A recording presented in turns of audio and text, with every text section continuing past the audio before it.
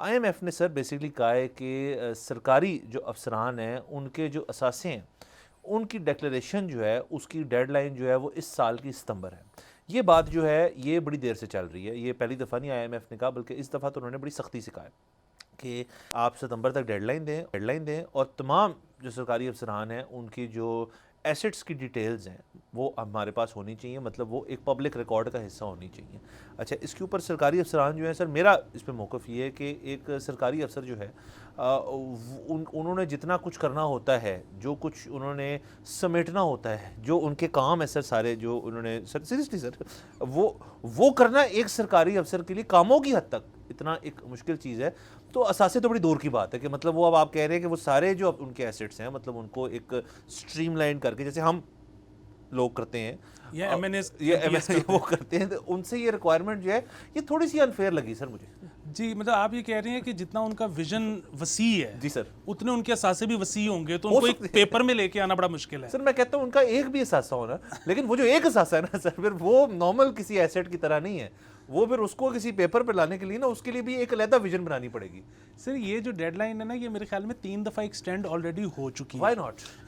اچھا, دوسری چیز یہ ہے کہ ابھی جو آئی ایم ایف کے ساتھ مذاکرات چل رہے ہیں, اگین ہم یہ ڈسکلیمر دے دیں کہ ان مذاکرات میں اور آپ نہیں بیٹھے ہوئے تھے, ہمیں نہیں پتا ایگزیکٹلی کیا بات ہوئی ہے, نہ ہم باڈی لینگویج ایکسپرٹس ہیں, لیکن جو رومرز باہر آئی ہیں اس کے مطابق تقریباً سب معاملات طے ہیں.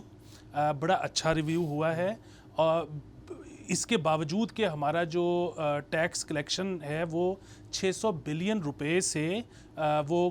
شارٹ فال ہے اس کا, اس کے باوجود بڑا اچھا ہوا ہے. پھر کل جس طرح ہم نے خبر کا ایک تذکرہ کیا تھا کہ وہ پاکستان کی اور امریکہ کی ایک نئی پارٹنرشپ جو شروع ہوئی ہے انشاءاللہ, تو اس کی وجہ سے بھی اچھی رپورٹس ہیں. 2 چیزیں ایسی ہیں جس پہ آئی ایم ایف نے سختی کی ہے. ایک تو یہ جو آپ نے ابھی خبر دی ہے کہ تمام اپنے جو بیوروکریٹس ہیں وہ اثاثے شو کریں, اور دوسرے یہ تھا کہ پاکستان نے جو ان سے ڈیمانڈ کی ہے کہ پاکستان ریئل اسٹیٹ میں ایک تھوڑا سا ریلیف دینا چاہتا ہے, اس پہ بھی وہ یہ کہہ رہی ہیں کہ جی آپ ہمیں یہ ذرا تھوڑا سا میتھس تو کر کے بتائیں نا کہ اس سے آپ کی ٹیکس کلیکشن کیسے بہتر ہوگی, یا اگر آپ کا اس سے آپ کی ریئل اسٹیٹ دوبارہ چلے گی بھی یا نہیں چلے گی, اور اگر چل بھی جائے گی تو اس سے ملک کو کیا فائدہ ہوگا. تو یہ وہ 2 چیزیں ہیں جس پہ وہ تھوڑا سا آ کے پھنسے ہیں, باقی چیزیں جو ہیں وہ سموتھ ہیں. اس کے علاوہ ابھی ہم نے کل اس کا بھی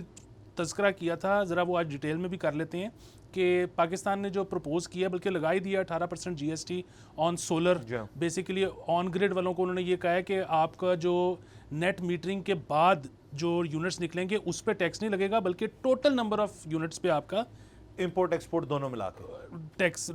ٹوٹل امپورٹ پہ, نیٹ ہونے کے بعد نہیں.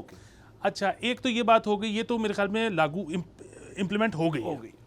دوسری جو چیز انہوں نے پروپوز کی ہے وہ یہ کی ہے کہ ابھی وہ یونٹ لیتے ہیں سولر والوں سے 27 روپے کا, جبکہ پاکستان اب وہ لے گا 10 روپے کا. اچھا, اس پہ بھی آئی ایم ایف نے یہ نہیں کہا کہ آپ ایسا نہیں کر سکتے یا یہ بری بات ہے, انہوں نے کہا ٹھیک ہے آپ یہ کر دیں. وہ تو ایک سٹیپ اور آگے گئے ہیں اور انہوں نے کہا کہ یہ تو آپ پینلائز کر رہے ہیں آن گریڈ والوں کو, جنہوں نے جو آف گریڈ ہیں, جنہوں نے اپنی بیٹری لگا لی ہے, جو کہ آپ کے نیٹ ورک کو ایز بیٹری یا سٹورنگ کیپیسٹی بھی یوز نہیں کر رہے, ان کو کیسے پینلائز کریں گے. سو یہ ایک ایسی چیز ہے جس میں سرکار تو پینلائز ہمیں کرنا چاہتی ہی ہے, آئی ایم ایف بھی کرنا چاہتا ہے.